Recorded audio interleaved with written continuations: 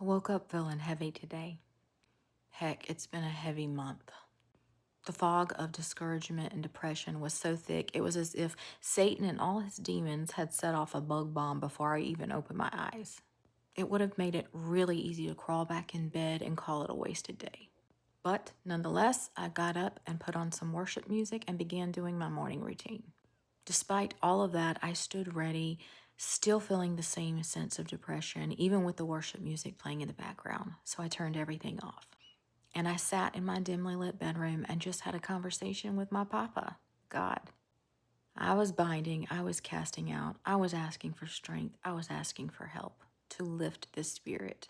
As I made my way into the kitchen through the windows, the gloomy, rainy day penetrated inside, which felt like a reflection of what was already taking place. I grabbed a drink and sat down with my Bible. That's when my little one sat in the adjacent chair with his Bible and began asking me where I was reading at.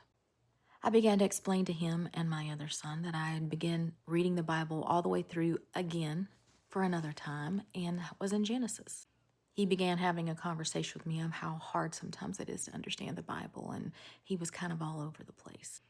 This led me to ask both my sons if they wanted to read the Bible through together this time. They were seemingly excited about that, so we sat down to do that. Even though I felt heavy and had a silent spirit of depression on me, I did it anyway. For the next 45 minutes, we studied the Word of God together. We highlighted words, we asked questions, we talked to each other, we discussed what we got out of what we read. And by the end of that study time, that spirit of heaviness was gone.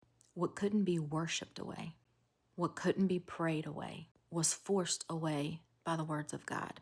And I say all that to say this. Friends, sometimes the sword of the Spirit cuts through it all.